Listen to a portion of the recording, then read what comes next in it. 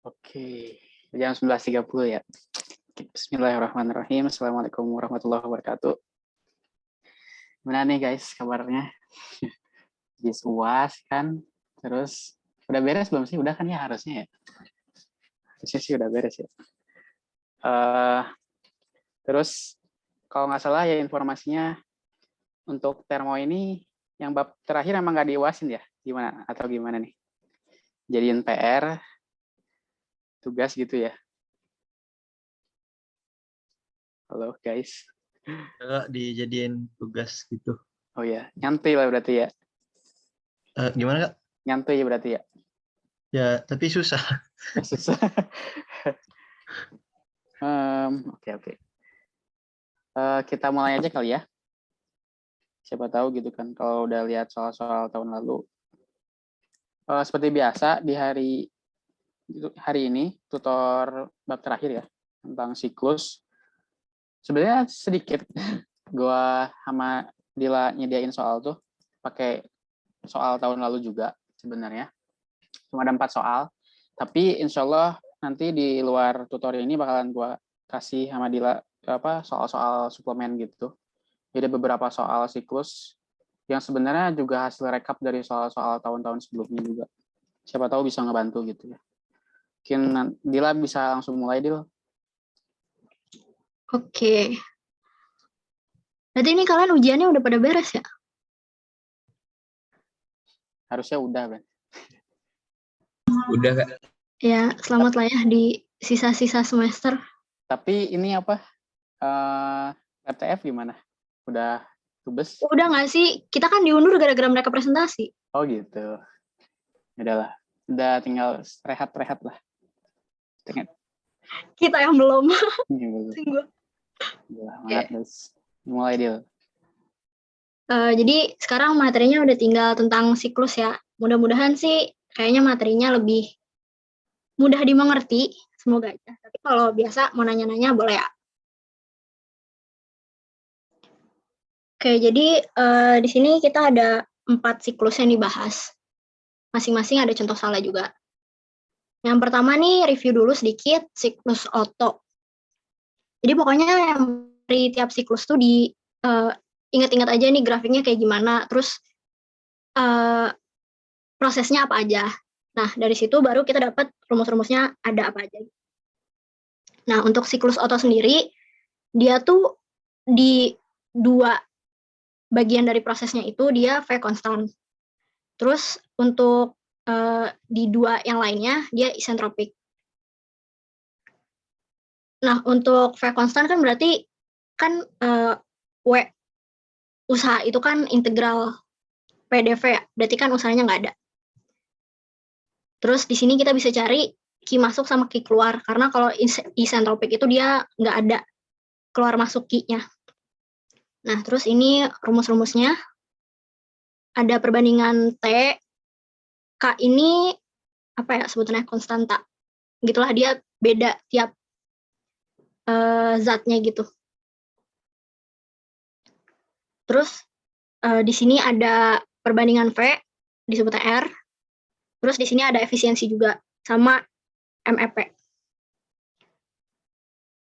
Oke, ini buat baca-baca rumus aja, bisa dibaca sekalian ngerjain soal. Kita langsung contohnya aja. Jadi di soal yang pertama ini ada siklus Otto, dia kompresi. Rasio kompresinya itu dikasih tahu ada 8. Rasio itu yang R tadi ya, di bagian sebelumnya. Nah, sebelum menjalani proses, dia dikasih tahu di keadaan satu ini, P-nya 90 kPa, suhunya 27, terus volumenya 600 cm3. Kalau temperatur di akhir ekspansinya itu adalah 480, disuruh cari temperatur di semua titik dan efisiensi termal sama MEP-nya. Nah, kalau tugas kan berarti ininya harus rapih lah ya.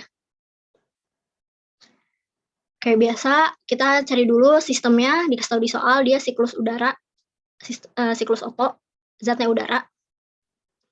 Asumsinya kalor spesifiknya konstan di temperatur ruang. Untuk relasinya kita pakai tabel udara, dia tabel A2 kalau nggak salah. Nah, dikasih tahu di soal rasio kompresinya 8, P-nya 90 kPa ya satuannya. T-nya tuh 27, terus T di akhirnya T4 ini 480, volume awalnya 600 cm3. Karena di keadaan 1 ke 2 ini dia kita tahu prosesnya, kita bisa cari volumenya dari rasio kompresinya. Berarti kan 600 bagi R. 600 bagi 8 itu 75 ya. Ini udah ditulis. Maaf. Nah, kita juga bisa cari massa udaranya pakai gas ideal. Biasa berarti M-nya itu PV per RT. Kan biasa PV sama dengan MRT. Nah, terus masukin angkanya 90 kPa, 0,287 ini udah dalam kPa per kilojoule. Terus V-nya ini tadi 75, terus T-nya diubah dalam Kelvin, jangan lupa, jadi 300. Terus ketemunya nanti 0,627 gram. Nah, terus setelah kita tahu masanya, kita cari di keadaan tiap titiknya ini yang ditanya di soal buat nyari suhunya. Di T1 kita udah tahu ya, 27 derajat Celcius berarti sama dengan 300 Kelvin. Untuk yang di proses 1-2 itu kan isentropik. Berarti kita pakai persamaan yang di slide rangkuman sebelumnya. Untuk udara sendiri dia K-nya 1,4. Ini. Nah, dari persamaan ini kita pindah ruas, kita tahu T2-nya itu T1 pangkat kali R pangkat kami 1. T1-nya masukin 300, ini terus aja deh takut.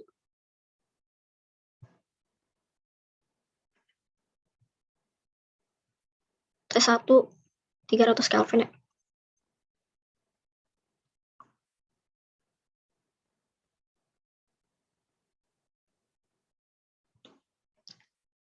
Terus R-nya kita tahu dari soal itu 8 dikaliin 0,4. Dapatnya 689,2 Kelvin. Terus P-nya juga dicari dengan cara yang mirip. Tadi K-1 sekarang K. Dapat juga 1654 kPa. Nah, sekarang mundur. Tadi dari keadaan 1 ke 2, sekarang kita yang diketahui lagi di keadaan 4 di keadaan akhirnya. Kita tahu suhunya itu 480 tambah 273 berarti 753 Kelvin. Terus prosesnya juga sama. Prosesnya isohorik sekarang. Dari 4 ke 1. Tadi 1-2 isentropik, dari 4 ke 1 isohorik ya, volume tetap. Terus berarti V-nya sama, V1 sama dengan V4, 600 cm3 kita tahu dari soal. Terus pakai persamaan, kan aslinya persamaan.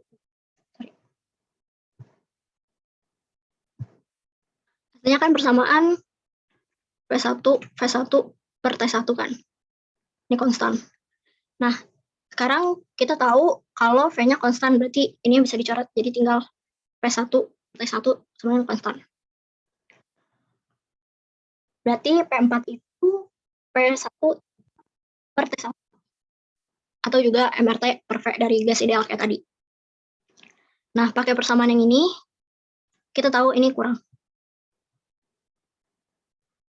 Ini 90 kPa dari soal, itu harusnya 90 kali T4-nya itu 753 bagi T1-nya 300. Dapatnya 225 kPa. Oke, terus tinggal keadaan yang 3. 3-4 itu prosesnya isentropik. Ini ya, 3-4 sama kayak 1-2 prosesnya isentropik. Jadi persamaannya juga sama, ini masih 8. kita tahu P4 dari yang keadaan 4 sebelumnya. Dihitung dapat 225,9 kPa, terus 80 angkat K-nya 1,4 karena udara. T-nya juga sama, cuma beda konstanta doang. Dapat suhunya. Jadi untuk suhu tiap titik dia udah ketemu. Nah, untuk di pembuangan kalor kan masuk sama keluar kalor kan kita tahu cuman di yang isentropik. Yang isentropik nggak ada. Berarti W-nya 0.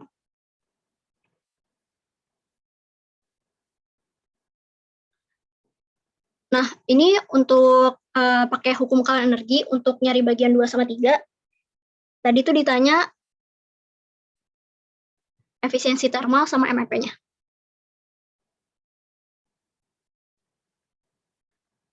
Untuk Kal energinya, kita tahu di keluar itu MC delta T. C-nya pakai CV karena volumenya konstan. Ini 0,627, jangan lupa ini tadi satuannya masih gram. Jadi ini harusnya dikali 10⁻⁻3. Terus T1-nya ini 300 Kelvin. Nanti dapat 0,204. Terus 23 isohorik berarti W-nya 0. Terus untuk yang masuknya cuma dari bagian 23. W-nya cuma dari 23. Untuk Q-nya kita dapat dari yang MC delta T juga sama kayak yang ini. Cuman sekarang suhu 2 sama suhu 3. Ini sama kali 10⁻⁻3. Terus suhunya dari 1700 sama 689. Dapat Q-nya 0,469. Nah, untuk W-nya, dia bisa dicari dari delta Q. Usahanya itu Q masuk kurang Q keluar, 0,469 kurang 0,204. Dapat 0,625. Dari slide rangkuman yang tadi, kita tahu kalau efisiensi itu W per Q dalam persen. Berarti kurang lebih dapatnya 56,5%. Nah, untuk nyari MEP, kita udah tahu W-net-nya dari yang atas ini.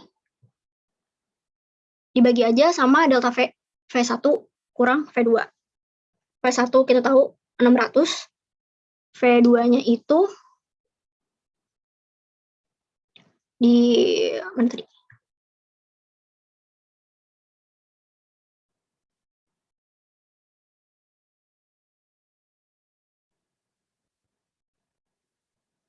V2-nya kita udah dapat sebelumnya. Tapi jangan lupa dia satuannya masih CM pangkat 3. Berarti harus diubah jadi 10⁻⁻3 dulu. Biar satuannya bisa Pascal. Kayak gitu. Udah kebayang belum? Apa masih ada yang ngawang?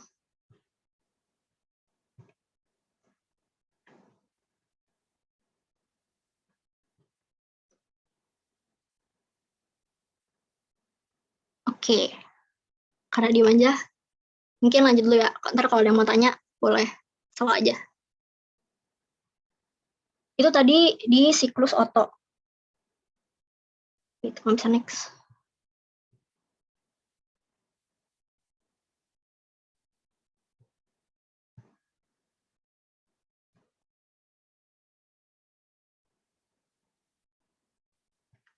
Kayak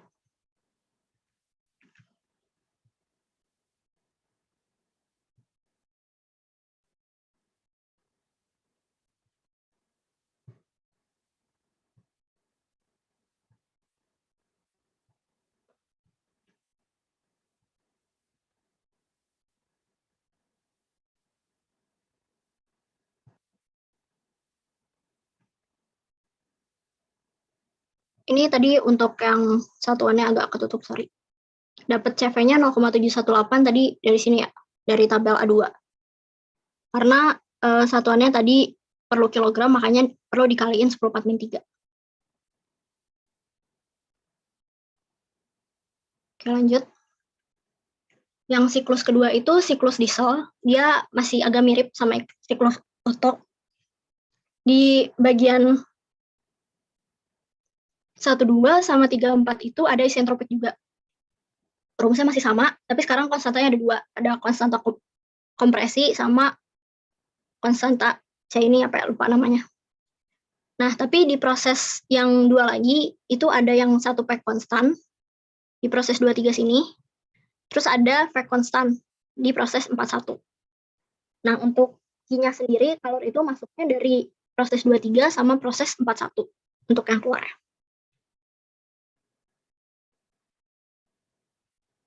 Oke, mungkin kita lihat dulu soalnya.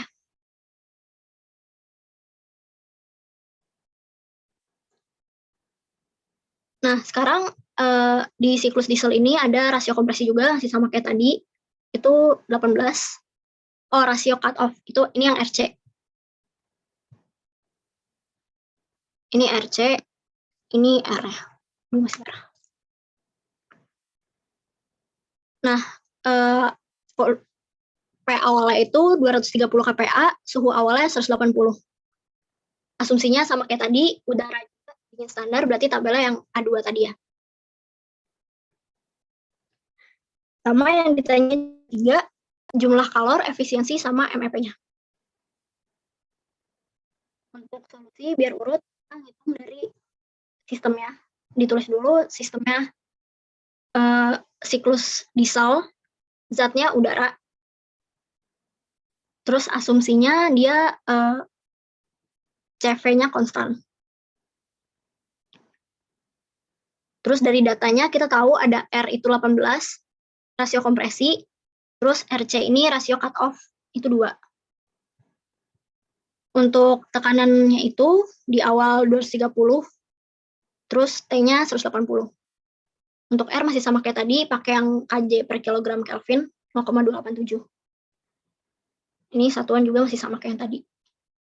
Oke, langsung aja kita kerjain. Ini dapetnya dari yang ini ya, tabel A2. Untuk di keadaan pertama, kita bisa cari dulu volume spesifik. Karena kita anggapnya dia gas ideal, berarti PV MRT kan. Cuman ini pindah ruas aja.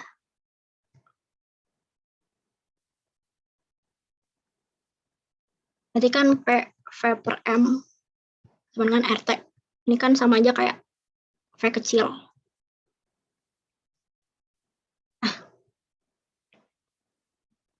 Terus masukin aja angkanya. R-nya kita tahu 0,87, T-nya dikasih tahu di soal 180 ditambah 273, jangan lupa dalam Kelvin. Berarti dia 453. Terus P-nya di awal juga dikasih tahu 230 kPa. Kita dapat volume spesifiknya. Terus maju ke proses 1,2. Untuk siklus diesel ini dia isentropik. Jadi masih sama kayak yang soal di siklus Otto sebelumnya. Masih sama kita pakai K. K-nya juga 1,4. Masukin aja rasio kompresinya 18. Jadi untuk rasio kompresi ini kepakainya di proses isentropik. Nah, ini dapat tekanan di titik 2-nya. Untuk temperaturnya juga sama sekarang, tapi K-nya K-1. Jangan lupa dia jadi 0,4. Oke. Terus berikutnya proses isobar. 23 ini.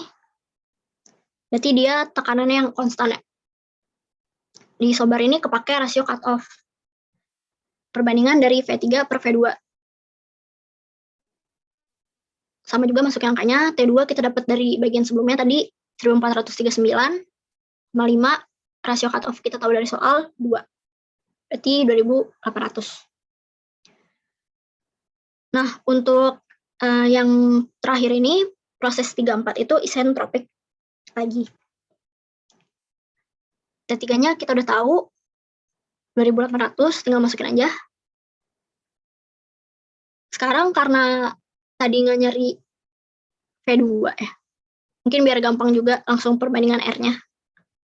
Berarti ini dikaliin aja V3 per V1 itu kan sama aja kayak kali V2 per V2 gitu. Nah, kalau V3 per V2 itu kita tahu RC.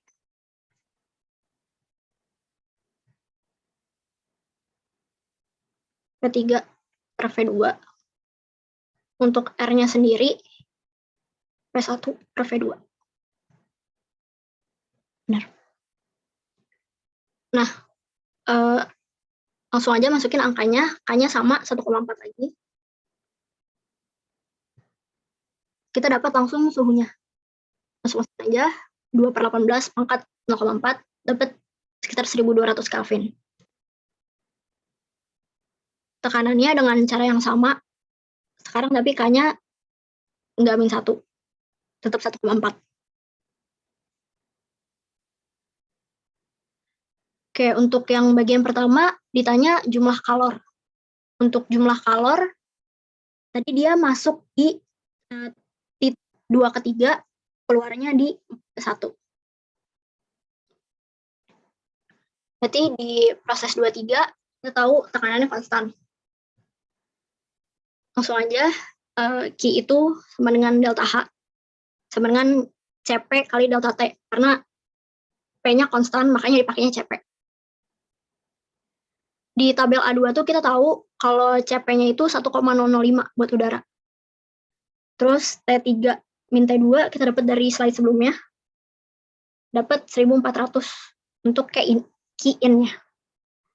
Nah, untuk Q-out itu ada di proses 41. Volumenya konstan.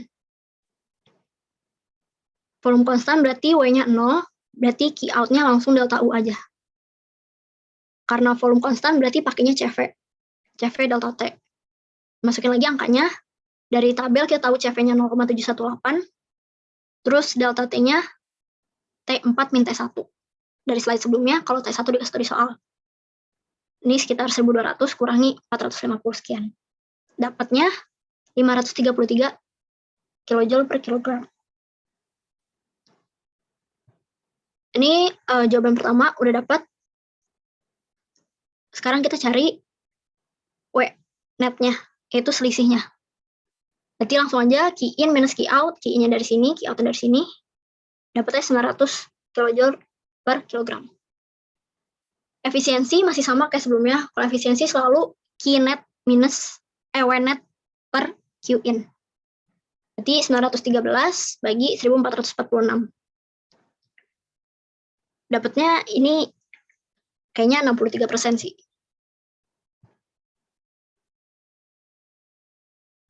Ini cerita jelas ya. Harusnya 63.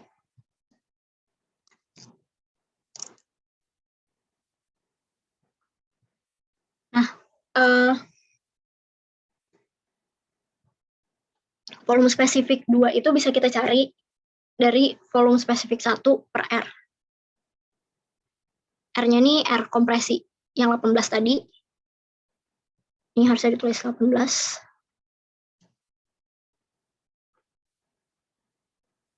Berarti 0,5 bagi 18 dapatnya 0,031. MEP caranya masih sama kayak bagian sebelumnya. Ini semuanya spesifik ya, berarti W-nya W kecil, V-nya juga V kecil. Sama kayak tadi, W-nya kita tahu dari Q-in minus Q-out, dapatnya 913, dibagi delta V-nya, V1-nya kita dapat di slide awal tadi. Di sini 0,565. Terus V2-nya dapat dari yang pembagian sama R kecil ini. Dapat hasilnya MEP 1300.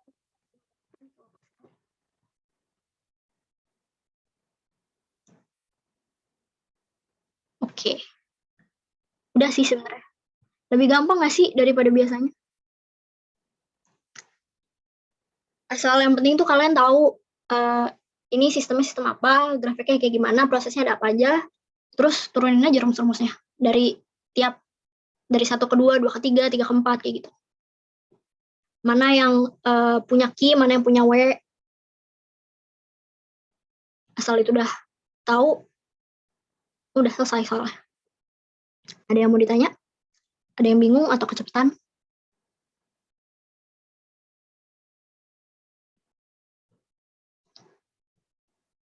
Oke, kalau nggak ada dari Anne, ada yang mau ditambahin dulu nggak? Belum ada sih, mungkin nanti di akhir deh, belum kepikiran. Oke, boleh dilanjut aja kalian. Mau share screen sendiri? Iya boleh. Oke.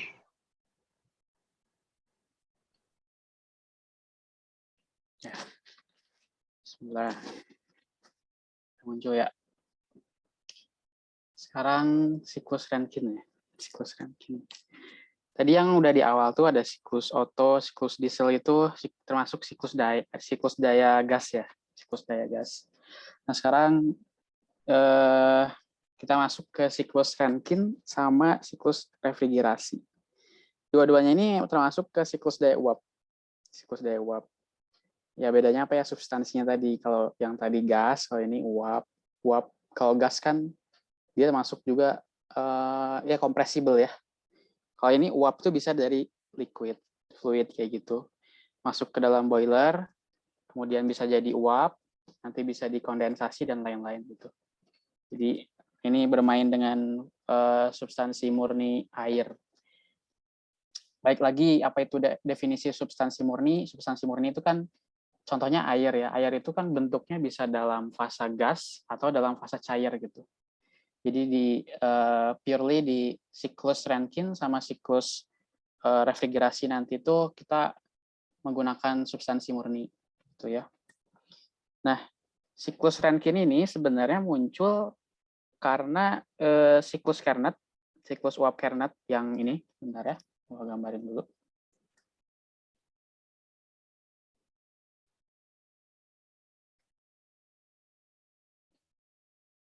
Sebelumnya di bab-bab awal banget, di bab 1, kita udah mengenal yang namanya apa tuh? Kubah uap namanya ya, kubah uap. Nah, yang namanya siklus Carnot itu bentuknya simple banget. Dia bentuknya itu kayak persegi gitu. Ya, anggaplah persegi lah ya. Persegi, jadi dari proses 1, proses 2, ke proses 3, terus ke proses 4. Nah, kalau kita lihat, ini tuh hanya terdiri dari 2 fenomena aja. Saya dari 1 ke 2 itu apa? Dia masuknya isotherm. Begitu juga di 3 dan 4 ya. 3 dan 4 juga masuknya ke sini. Kemudian 4 ke 1, dia isentropik. Isentropik, begitu juga di 2 ke 3. Betul nggak? 1 ke 2, 3 ke 4 tuh isotermal kan sama tuh. Terus 4 ke 1, 2 ke 3 itu isentropik ya. Vertikal ya. Nah, si siklus uap Carnot ini tepatnya di proses 1 ke 2, 3 ke 4, dia itu sulit menjaga tekanan konstan gitu. Untuk konstan itu susah gitu. Nah, kemudian selain itu di proses 2 dan 3, di proses 2 dan 3 itu dia itu sulit menjaga kualitas fluida alir gitu selama proses isentropik ekspansi. Gitu ya. Kemudian yang 4 ke 1, yang 4 ke 1 di sini dia sulit menjaga kualitas fluida alir dalam selama isentropik kompresi. Nah, jadi karena beberapa kendala itu yang kita temuin di siklus uap Carnot, meskipun memang kita kenal Carnot itu ideal gitu ya, tapi ternyata ada loh beberapa kendala itu gitu. Nah, oleh karena itu dibuatlah gitu siklus Rankine ini yang di atas. Ini siklus Rankine. Di mana siklus Rankine ini kita anggap ideal. Untuk apa? Untuk menyelesaikan yang tadi, kendala-kendala yang tadi. Nah, jadi di siklus Rankine kita menggunakan beberapa device termo gitu ya, yang udah pernah mungkin kita dengar, ada pompa, ada turbine, ada boiler, ada kompresor dan lain-lain gitu ya. Nah, di sini di siklus Rankine dipakai. Oke, kita mulai aja nih. Dari 1 ke 2 di siklus Rankine, mungkin nanti teman-teman bisa ingat-ingat nih, siklus Rankine tuh grafiknya kayak begini. Nah, yang gunung ini tuh tadi kubah uap ya. Jadi ini tuh kubah uap.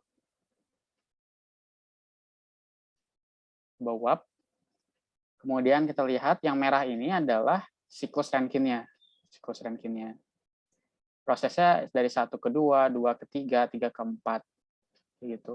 Kita lihat satu-satu dari 1, 2 dulu. Dari proses 1, 2, prosesnya ini isentropik. Jadi dari proses 1 ke 2 tuh dia prosesnya isentropik. Nah, isentropik, kemudian di dalamnya itu terdapat device pompa. Jadi pompa itu memberikan kerja kepada sistem, kepada fluida, ya. Jadi di sini ada W pump yang masuk, tuh. Kemudian di kedua dan ketiga itu ada boiler. Jadi 2 ke 3 itu ada boiler. Nah, prosesnya apa di 2 dan ketiga itu? Kalau kita lihat suhunya tuh nggak sama gitu di proses kedua dan ketiga sampai ketiga gitu. Dia tuh nggak isotherm gitu. Isothermnya cuma di sini doang nih, di bagian campuran. Tapi di bagian liquid, kemudian di superheated, nah itu kan beda suhunya. Jadi 2 sama 3 itu suhunya berbeda. Jelas dari siklusnya aja udah kelihatan. Jadi lalu apa gitu proses yang terjadi di proses yang siklus 2 sampai 3 itu? Yang terjadi itu isobarik ya. Nah, kemudian di 3 dan 4 kita lihat dia tuh garis vertikal ke bawah dari 3 ke 4, berarti dia isentropik.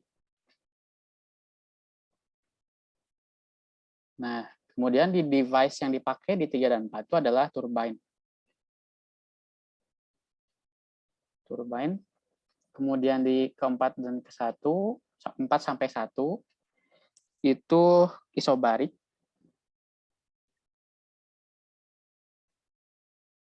Dan device-nya itu kalau nggak salah kondensor ya. Nah, kita lihat dulu nih.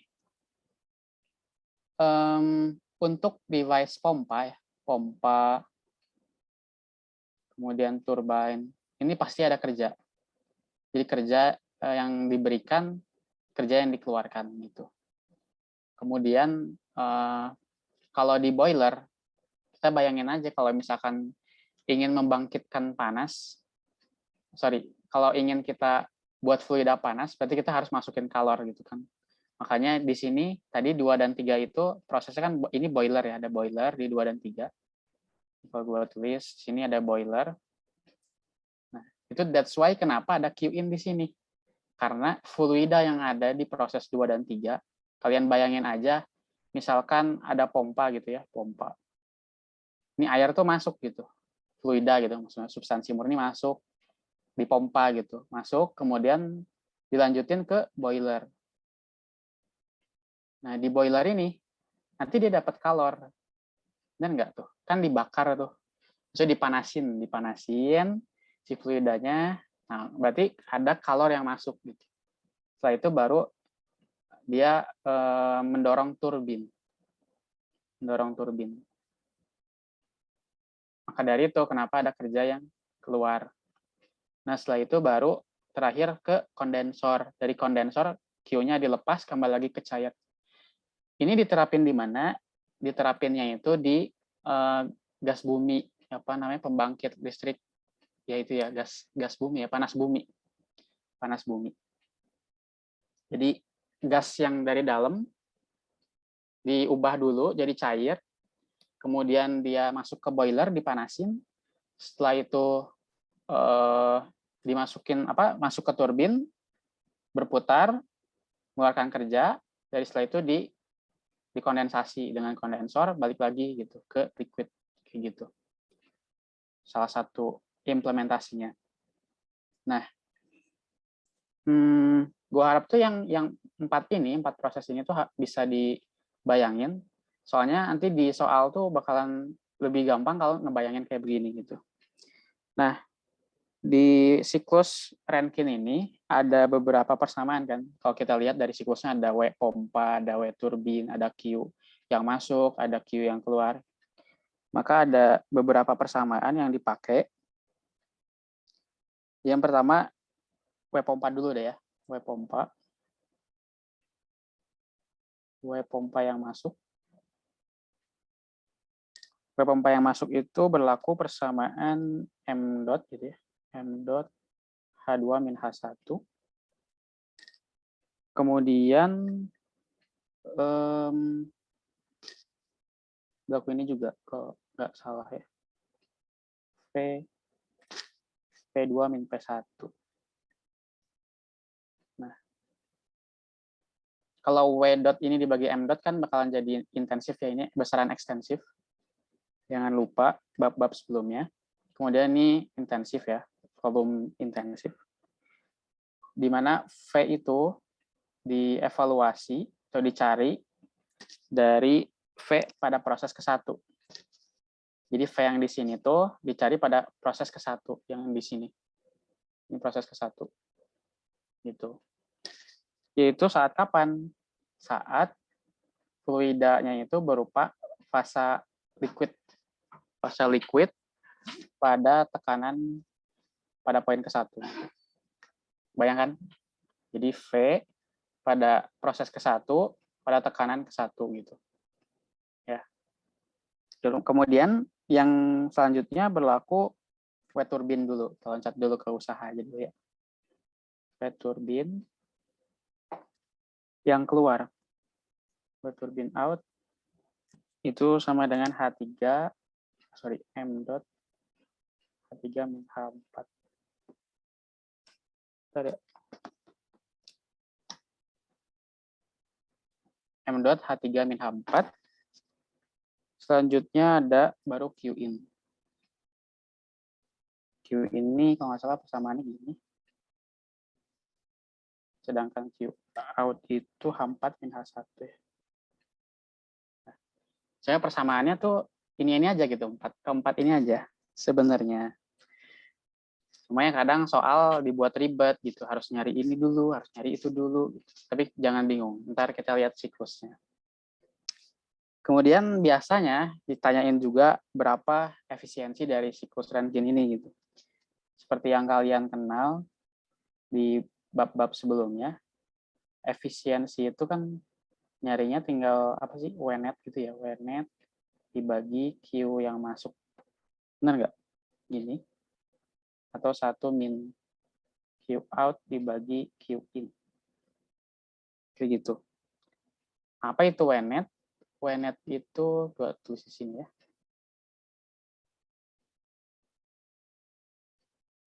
W net itu bisa dicari dari W turbin dikurangi W pompa.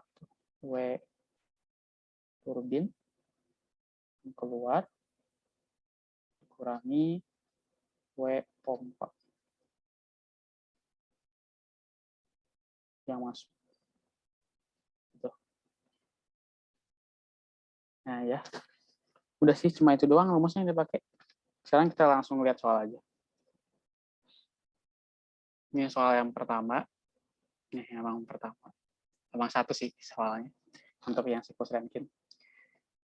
Hitung efisiensi thermal siklus Rankine ideal untuk steam di mana steam meninggalkan boiler sebagai superheated steam pada 6 MPa 350 derajat Celcius dan terkondensasi pada 10 kPa.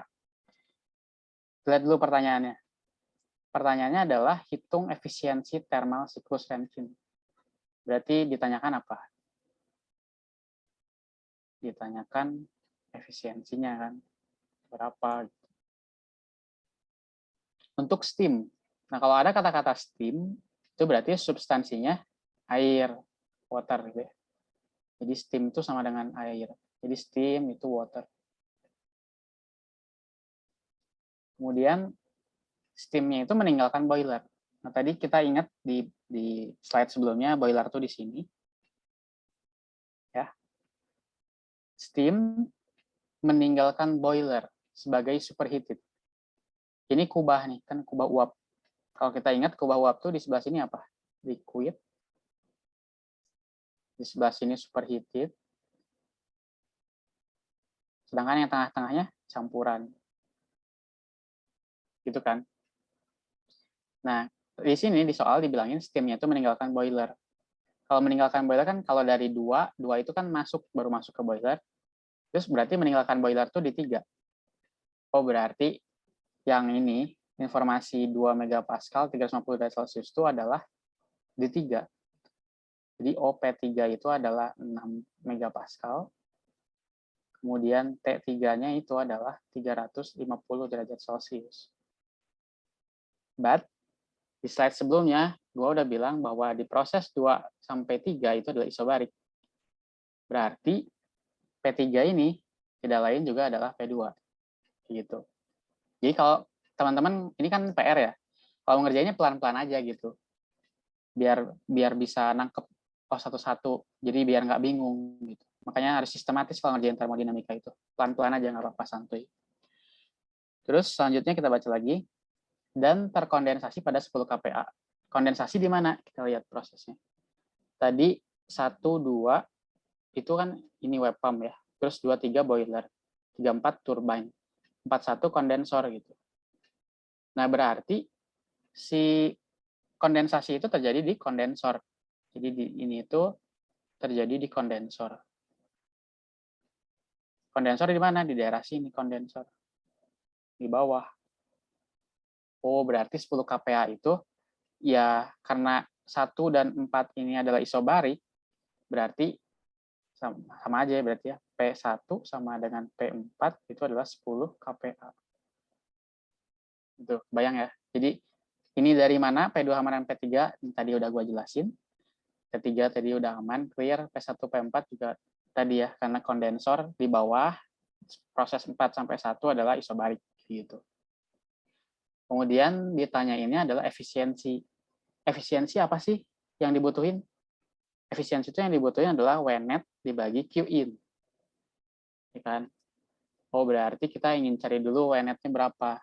Jadi W net itu bisa kita cari dari W turbine yang keluar dikurangi W dari pompa. Kayak gitu. Jadi kita cari satu-satu nih, kita pakai ini persamaan ini. Dan jangan lupa berlaku juga ini, conservative equation-nya nih. Aliran yang masuk di satu sama dengan aliran masuk yang kedua. Artinya tidak ada perubahan aliran, tidak ada percabangan pipa dan lain sebagainya. Jadi yang masuk sama yang keluar itu sama gitu. Kemudian kerjanya seperti ini kan, yang udah tadi gue tulisin di depan, M dot. Kemudian ingat lagi kalau misalkan ada besaran intensif itu kan, misalkan nih volume intensif, volume ekstensif dibagi massa gitu kan. Sama dengan volumetric rate dibagi M kayak gitu. Begitu juga pada W juga ya. W kerja itu adalah W besar dibagi M atau W besar dot dibagi M dot. Nah itu, ingat-ingat itu, jangan dilupain. Jadi berlaku ini. Jadi langsung aja pakai ini. Oke. Sampai sejauh ini ada yang mau ditanyain nggak? Kita pelan-pelan aja ya. Ada yang ditanyain? Nggak ada ya, berarti sejauh ini cukup jelas ya. Coba lanjut dulu. Oke. Karena tadi ditanya efisiensi, kemudian kita butuh kerja gitu kan, kerja dari pompa, kerja dari boiler. Ya udah kita cari kerja dari turbine, kita cari satu-satu. Oke, karena proses pemompaan juga melibatkan incompressible fluid, yang tadi steam, maka berlaku ini, DH, ini ada di bab, kalau nggak salah itu sistem terbuka sama tertutup, kalau dikenalin ya, DH, TDS, PDP. Karena proses pemompaan ideal adalah isentropik, DS sama 0, di mana yang ini yang tadi. Kan dari 3 ke 4, 1 ke 2 itu kan isentropik ya. Maka term yang ini tuh nggak ada gitu, nggak kepake. Di sisa ini, DH, VDP. Ujung-ujungnya sesuai dengan persamaan yang udah dikenalin tadi di slide awal, ini gitu persamaannya. W pompa. Nah, sekarang kita lihat dulu. Ada dua pilihan nih persamaan. Ada pakai H2, pakai H ya. entalpi bisa pakai tekanan. Nah, karena kita di soal diketahui tekanan, maka kita pakai tekanan aja gitu. Tadi udah diketahui kan. P2 kita udah tahu 6 megapascal. Kemudian yang P berapa tadi? Nah, P1 ya. P1 juga 10 kPa udah ketahuan gitu, udah ada. Jadi tinggal pakai aja gitu. Ini tadi 6 megapascal, ini 10 kPa. Di sini V1, ingat V1 itu dari mana? V1 itu dari V fasa fluida saat P1. P1-nya tadi adalah 10 kPa. Nah, mungkin nanti cari di tabel saturated water ya. Ini Sabi cari nanti. Ya, mungkin udah pada jago lah sekarang. Karena udah akhir semester juga kan. Nah, ini coba dicek lagi. Harusnya udah betul.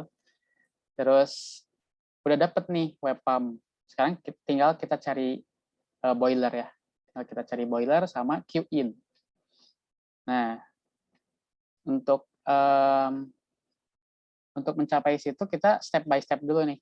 Kita ingin cari Q-in dulu boleh, kita nyari W dari turbine juga boleh. Tapi karena prosesnya tadi, kan ini pompa ya, pompa masuk dulu boiler, maka kita cari dulu Q-in. Jadi sebelumnya kita cari W pompa, sekarang kita nyari Q-in. Jadi step by step, sistematis. Nah, Q-in itu bisa dicari di persamaan awal, H3 min H2. H2-nya udah ada belum? H2-nya nggak ada juga ya. H2 nggak ada, H3 juga nggak ada. Yaudah kita lihat satu-satu.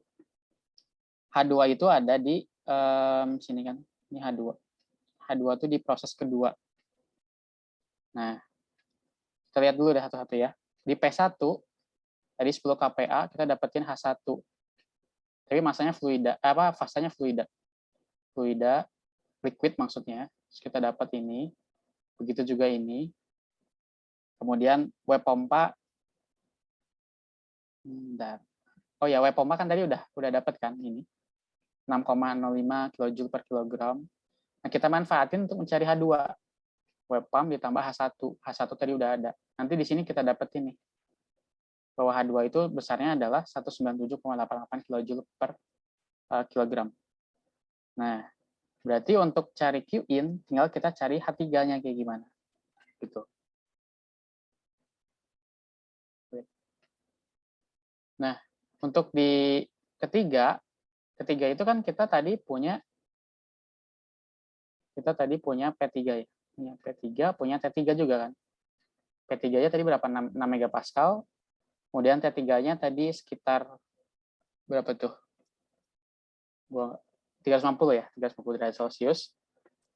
Kemudian kita bisa cari di tabel H3-nya berapa. Kemudian kita butuh S3 juga nanti. Karena isentropik kan prosesnya. Kita dapetin H3, otomatis dari situ kita dapetin Q-in. Kita dapetin Q-in, dapat Q-in. Otomatis untuk cari efisiensi, tadi kan W turbine dikurangi W pump, dibagi Q-in. W pump-nya udah ada, ini udah ada, Q-in juga udah ada, tinggal W turbine-nya kayak gimana. Nah, ini belum ketemu. Caranya gimana adalah, terlihat W turbine itu rumusnya adalah H3 min H4. H4 itu juga belum ketemu. Nah, di 4 itu kalau jeli, dia itu ada di fasa campuran. Jadi ini tuh fasanya campuran. Fasa campuran, otomatis kita bakalan punya yang namanya faktor uap, koefisien uap X. Carinya gimana ya? S min, kalau misalnya nyari S ya, S, SFG dibagi dengan SF kan gitu. Biasanya kan kayak gitu. Nah, terus di titik 4 kan kita udah tahu ada P4 ya. Tadi sama dengan P1. Yaitu sebesarnya 10 kilopascal. Dari situ kita manfaatin. Dari 10 kilopascal kita dapetin SF, kita dapetin SG, otomatis nanti kita dapetin SFG. Dari situ kita dapetin S4 ya. S4. Jadi proses 3-4 ada S4.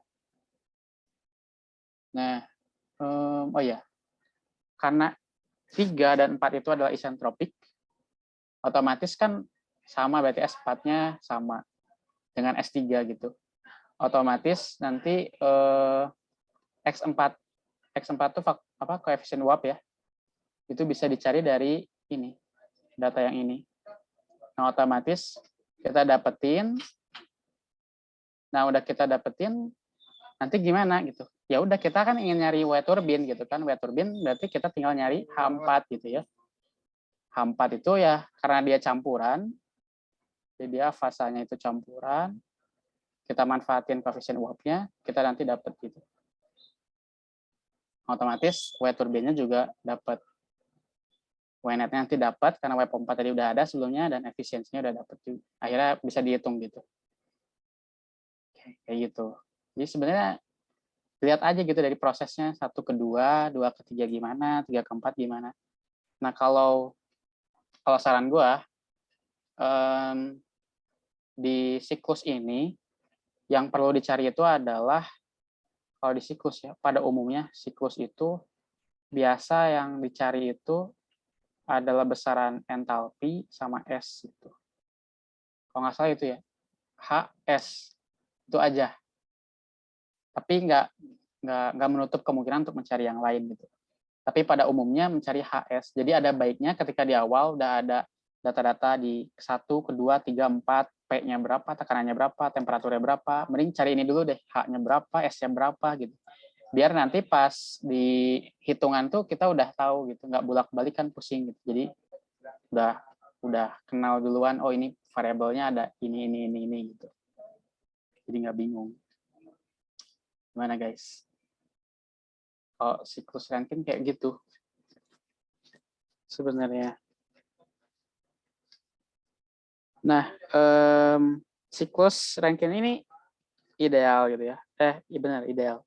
Tapi nggak menutup kemungkinan kalau di PR kalian ada yang aktual, bisa jadi ada gitu. Dan di tahun gua sama Dila tuh nggak pernah dibahas yang aktual hitungannya kayak gimana. Mungkin di textbook ada ya sebenarnya. Tapi kalau nggak salah nggak detail juga. Makanya di kelas biasanya nggak detail tuh yang siklus aktual Rankine. Oke, gimana? Sebenarnya lumayan gampang sih. Ya. Kak, izin bertanya, Kak. Boleh. Kan kalau misalkan di PR tuh disuruh efisiensi isentropik turbin misalkan 90%. Nah, misalkan itu kan berarti kan udah diketahui efisiensi isentropiknya. Nah, berarti kita kita kan disuruh ngebangun sistem tuh kan berarti kan nentuin H idealnya kan. Kondisi idealnya. Nah, kalau misalkan efisiensi isentropiknya tuh berarti nanti kita bisa ngarang gitu nggak? Maksudnya ngarang-ngarang angkanya. Soalnya kan kalau persamaan efisiensi isentropik itu butuh H ideal sama H aktual. Nah, H idealnya kan kita bikin dari sistem yang kita buat. Terus kalau misalkan H aktual itu nanti bisa menyesuaikan sama efisiensinya aja atau gimana? H aktual ya. Yeah. Kalau itu ada grafiknya kan ya? Ada grafiknya, maksudnya di ini Rankine. Iya, Rankine nggak? Soalnya di PR-nya tuh Rankine. Oke. Nah, sebenarnya bentar dulu. Kan kalian diketahui punya data efisiensi thermal, ya kan ya? Efisiensi thermal atau ya kan? Efisiensi isentropiknya yang diketahui itu, yang diminta 90% efisiensi isentropik turbin. Sama efisiensi isentropik pompa. Oh iya. Bentar. Berarti kan tadi di turbin pompa itu udah kerja ya? Udah kerja kan? Nah, kerja. Terus ada kalor juga yang masuk. Dikasih taunya cuma efisiensi doang? Atau apa? Jadi efisiensi turbin gitu kan. Jadi kalau saya misalkan cari di internet tuh kan ada persamaannya. Misalkan efisiensi pompa tuh H2S min H1 per H2A min H1. Oh, yang itu ya. Iya. Itu nanti kondisi aktualnya tuh kita bisa ngarang gitu. Masa angkanya kita yang nentuin atau Bentar ya. enggak gitu. Sebenarnya itu ini nggak sih ya? Itu bab Bentar. Itu nggak ada di bab ini ya sebenarnya. Jadi berarti dosen tuh berusaha untuk mengkorelasikan apa yang udah dipelajari sebelumnya. Sebenarnya bukan di bab ini, bukan di bab siklus. Ada lagi tuh. Bentar ya, kita cari dulu. Siklus. Oh, turbine. Oh, ini. Wah, ini lumayan juga ini ya. Soalnya di angkatan gua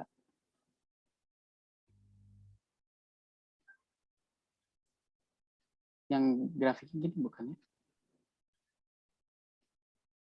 Kayak misalkan, jadi dia harusnya itu idealnya ke bawah gitu ya. Kalau turbine, tiba-tiba dia belok gitu. Karena dia aktual. Otomatis nanti efisiensinya jadinya V aktual dibagi PS. PS ini isentropik ya. Isentropik aktual. Terus H3 min. Bentar ya, ini gua nyatet dulu dari itu. Nah, ada grafiknya nggak? Atau enggak? Itu kita disuruh nentuin sendiri juga Kak, grafiknya tuh kalau nggak salah. Oh, Grafik T terhadap S-nya. ya udah, jadi tinggal nentuin sendiri aja berarti. Nggak usah pusing, tapi Oh, jangan terlalu jauh dari kondisi idealnya. berarti nanti menyesuaikan sama si efisiensinya itu kan ya Kak? Soalnya Iya, efisiensinya itu udah diketahui gitu di soal. iya, betul. Tapi itu sih, jangan terlalu jauh dari si idealnya gitu, penentuannya. Makasih banyak Kak. Oke. Bentar. Itu materi bukan di bab siklus ya sebenarnya. Oke.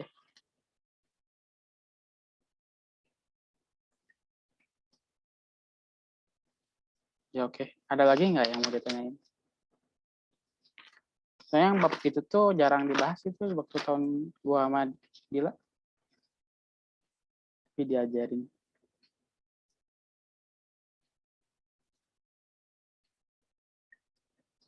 Belum ada ya berarti. Lanjut dulu ya. Ke siklus refrigerasi. Bentar.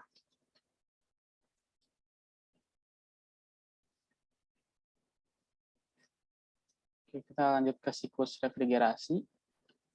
Siklus refrigerasi ini, kalau tadi sebelumnya nerima kalor panas ya gitu, QH, Q ini itu QH atau dengan temperatur yang tinggi. Kalor dengan temperatur yang tinggi. Tapi kalau siklus refrigerasi itu biasanya melepas kalor dengan suhu yang tinggi. Makanya si gambarnya siklusnya gini. Jadi QL-nya masuk ke sistem, kemudian kalor yang panasnya itu dibuang. Ini sama kayak AC gitu di rumah-rumah kalian gitu yang dipasang. Jadi biasanya itu diambil suhu dinginnya, sedangkan suhu yang di dalam ruangannya itu dibuang, yang panas gitu ya, dibuang. Nah, ada beberapa device juga yang dipakai di siklus refrigerasi. Ini kita lihat aja dulu ya, yang dari 4 ke 1 itu ada evaporator.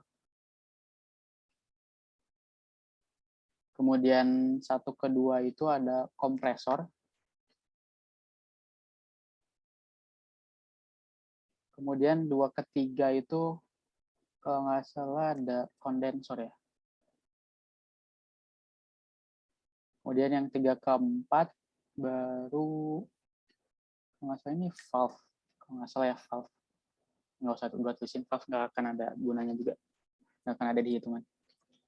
Nah, Di sini tuh persamaan yang berlakunya nggak jauh beda, tapi ada satu hal yang mungkin bakalan berlaku, yaitu yang namanya coefficient of performance dari refrigerasi, yaitu QL dibagi Qnet ya, Qnet yang masuk, yaitu H1 H4 dari gue takut kebalik. Ini nanti cek lagi ya, kalau nggak salah H4 min H1 ya, H1 min H4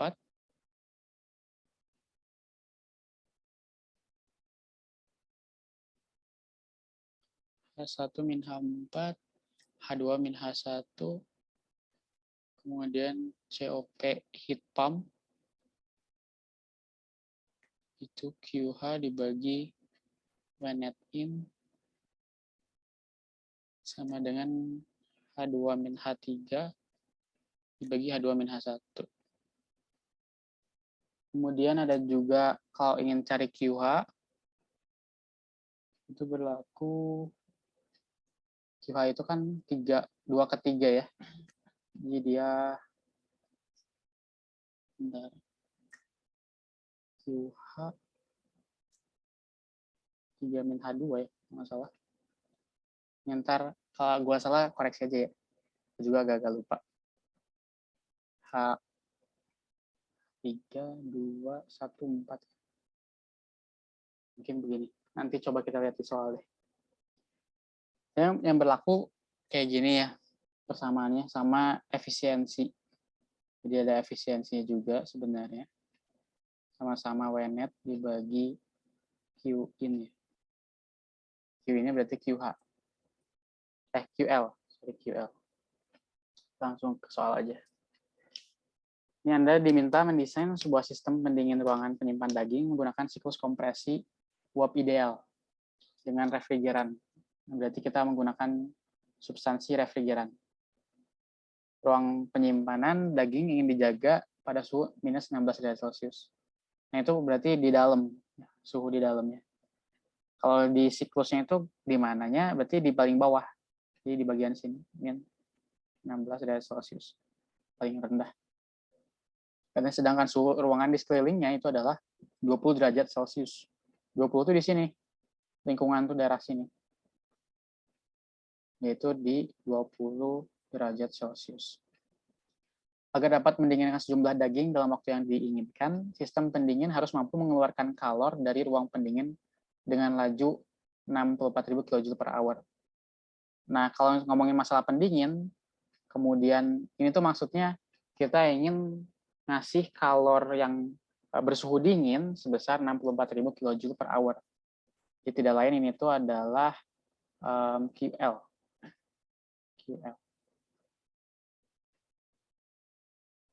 Nah, jika diasumsikan suhu masukan kondensor sama dengan suhu lingkungan, maka gambarkan dan cari tekanan serta temperatur pada setiap titik. Jadi cari digambarin ini siklusnya, terus cari tekanan serta temperatur di 1, 2, 3, 4. Kemudian yang B-nya tentukan kerja input yang diperlukan untuk mendinginkan daging tersebut.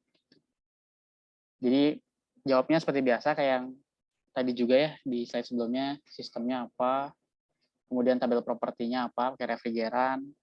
Kemudian kita lihat di siklusnya bahwa 1 dan 4 tuh punya suhu minus 16 derajat Celcius. Kemudian T2-nya adalah 20. T2 itu yang tadi 20 derajat Celcius. Kemudian di lihatnya ada kalau di soal sebelumnya kan sama ya, lihatnya sistematis gitu dari proses 1 ke proses kedua ke proses ketiga, ini pun sama gitu. Jadi pada keadaan ke-1 gimana, keadaan kedua gimana, 3 gimana, sampai terakhir ke-4 gimana gitu. Sekarang kita lihat dulu dari fase keadaan 1, uap jenuh. Berarti dari sini nih uap jenuh kan. Uap jenuh di sini. Kita lihat dia itu suhunya minus 16 derajat Celcius. Keadaannya uap jenuh. Nah, kalau di tabel refrigeran kita dapetin ada H1 S1 pada tekanan segini. Ini dari mana?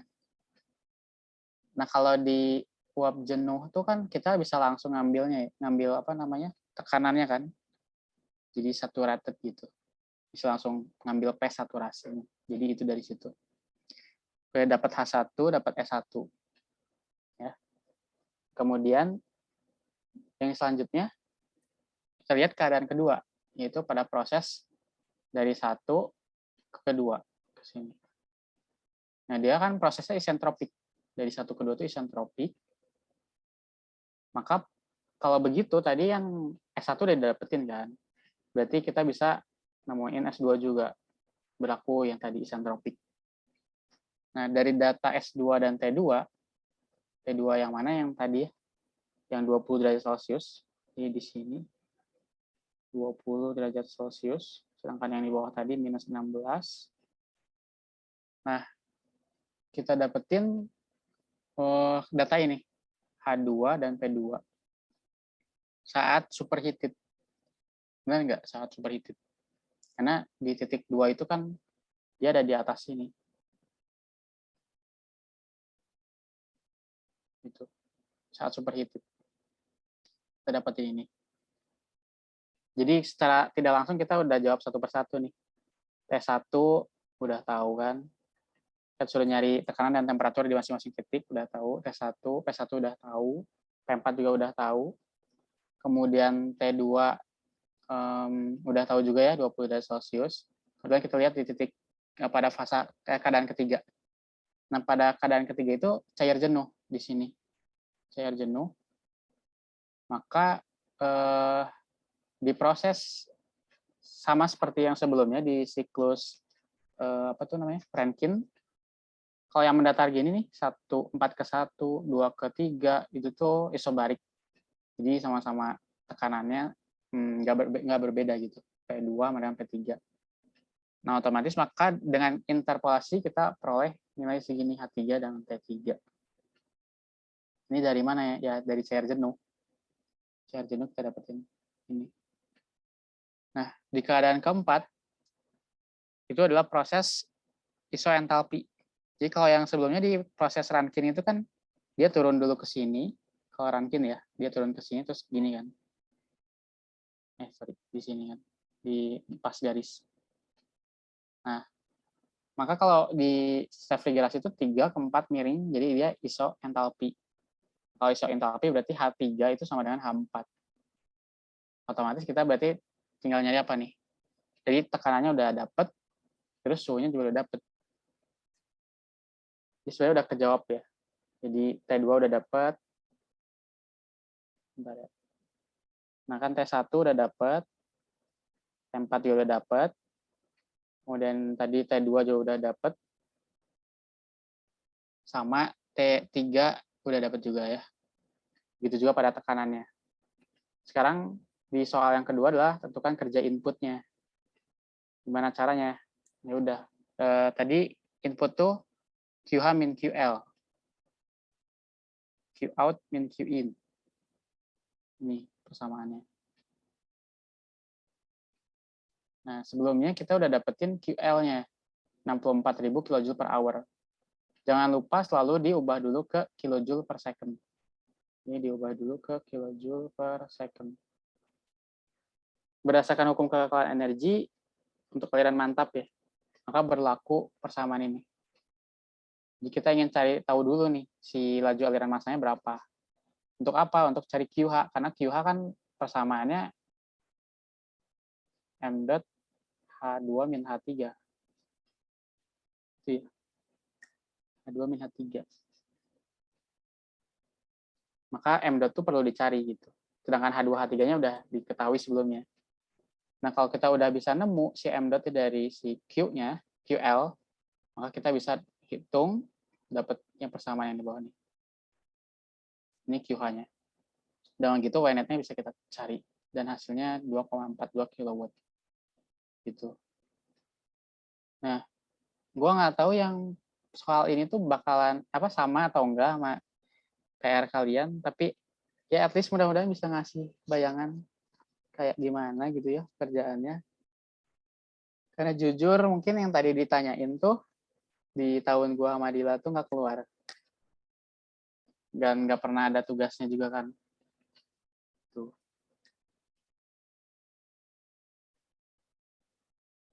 Tapi gue bakalan terbuka banget sama Dila kalau misalkan teman-teman mau nanya anytime lah tanya. Tapi kalau misalkan telat jawab dari kaminya ya harap sabar ya. Karena kaminya juga agak chaos akhir semester. Responsnya sampai sini aja kali ya. Soalnya gue nggak tahu PR-nya kayak gimana. Mungkin dari teman-teman salah satu mungkin ada yang boleh kirimin soal PR-nya di chat gitu. Kalau untuk responsinya 4 nomor. Oh ya, boleh.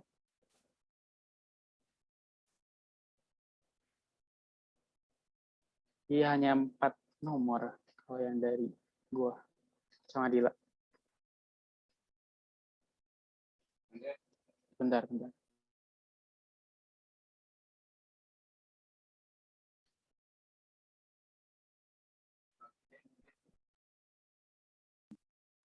Boleh ada yang share screen nggak?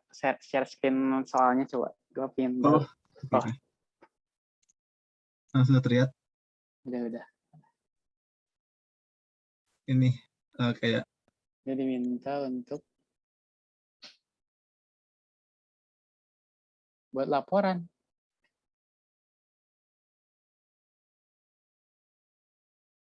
Oh, itu ada thermal siklus. Ada 2. Wadidaw.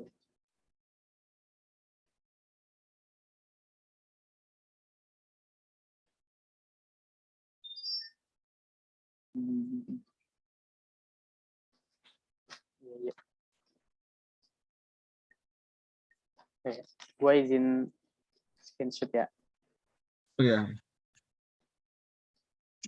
Boleh lihat yang satu lagi nggak? Boleh. Ini semuanya sama kah? Sama ya, sepertinya sama. Kapan lagi ada laporan film?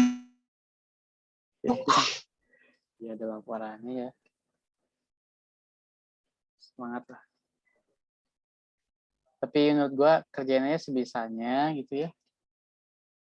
Kalau misalkan nilai kalian udah bagus sih di sebelum-sebelumnya, insya Allah lah bakalan aman lah nilai mah. Ini tuh beda sama ujian perbaikan ya? Beda. Jadi mungkin setelah ini nggak tahu ya dari dosen apakah ada ujian perbaikan atau enggak gitu. Karena kan tugas mengganti UAS ya. Tapi biasanya sih UAS tuh perbaikan ya, Dil. Iya, itu dia. Tapi biasanya nilai sementara keluar dulu sih. Ya, nilai sementara keluar. Ini apa nih? Ya, bikin sistem tuh agak bingung sih. Jadi kayak ini tuh sebenarnya kita gambar sendiri ya. Iya, gambar. Bikin ininya sih bikin TS-nya. Kalau dirumuskan kebanyakan pakai H kan. Pakai entalpi, tapi ke agak bingungnya itu ke entropinya gitu Kak. Atau bisa diganti ya? Ini tuh kalau nggak salah materinya sebelum eksergi ya. Kalau di tahun gua Madila tuh sebelum eksergi kalau nggak salah.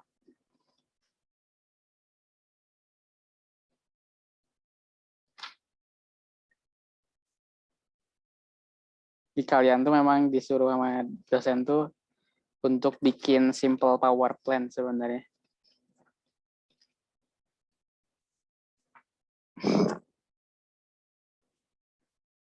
Tapi kalau dari grafiknya nggak akan jauh-jauh kayak itu yang di PPT sebenarnya harusnya karakter siklusnya.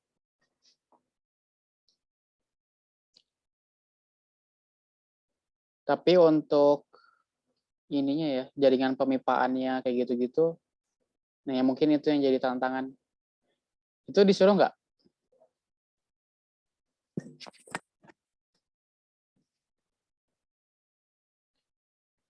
Buat jaringan pemipaannya disuruh nggak? Jaringannya kayak lebih dimasukin yang kayak misalnya ada 4 kan, ada kondensor, kompresor, terus uap, terus pompa, kayak kayak gambar gini sebenarnya ya. Kalau aku tangkap sih gitu.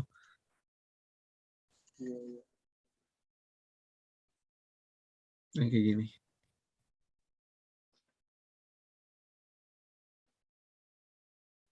Yang agak bingung itu ya bikin persen-persennya gini, 45, 90, 65 gitu. Soalnya kan ini kan kayak abstrak gitu kan, kayak suhunya gitu ya. Itu suhunya berapa ya kira-kira gitu. Terus apa gitu.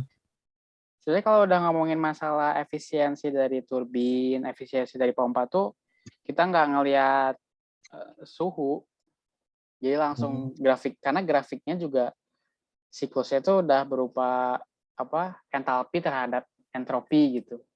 Jadi kita nggak ngelihat lagi suhu apa kan kalau tadi kan siklusnya tuh kebanyakan grafiknya grafik suhu terhadap entropi gitu kan, tekanan terhadap volume gitu kan ya.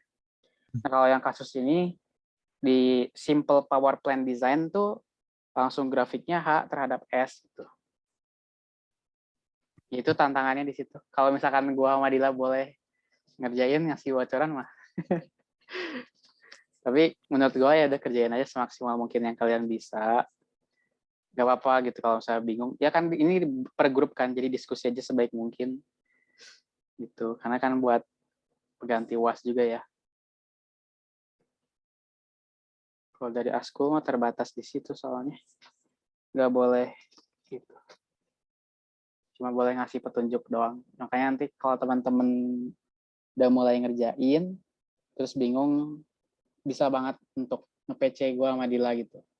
Untuk nanya-nanya. Banyak sih teks sama S ya.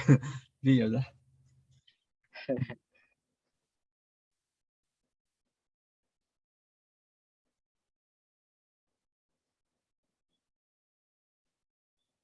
Udah sih cukup itu Kak. Oke. Bentar ya. Gue tuh bab itu nggak pernah di ini deh. Pernah dibahas gitu. Kalian punya buku pegangan Cengel and Balls, punya nggak?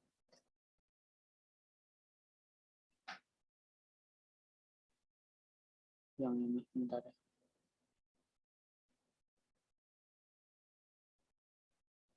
Punya, oke. Mantap kalau udah punya. Mungkin coba baca-baca itu gitu ya. Kalau nggak salah ada. Cengel tuh bagus bukunya. Oke, guys. Berarti responsi kita cukup sampai di sini. Ada yang udah tanyain lagi atau enggak? Mungkin kalau ada pertanyaan terkait PR, kalau tugas bisa PC aja ke gua atau Dila. Ini dikumpulin berapa? 3 hari lagi? 3 hari atau 4 hari ya? Sumpah deh, dosen-dosen tuh Pak Minggu masih tadi deadline-nya. Minggu. Anugraha atau Pak Ahmad Nurudin tuh nggak ngasih tahu deh. Itulah, dosen pada sibuk. Oke, kalau gitu mungkin bisa kita cukupin ya. Dari gua sama Dila, ya secara pribadi minta maaf, mohon maaf gitu ya. Kalau misalkan kami ada beberapa kekurangan gitu selama menemani teman-teman di perkuliahan termodinamika. Itu ya Dil.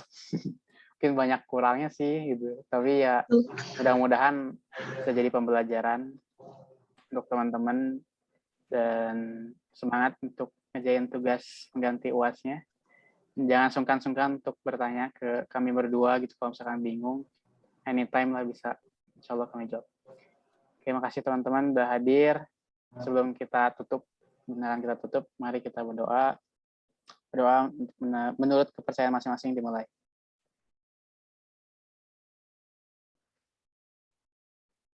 Oke, selesai dan berdoa dilanjutkan di lain waktu. Kasih banyak teman-teman. Kasih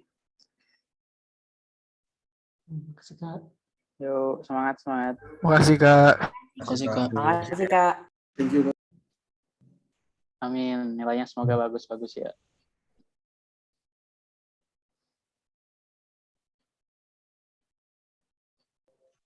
Iya, Yan.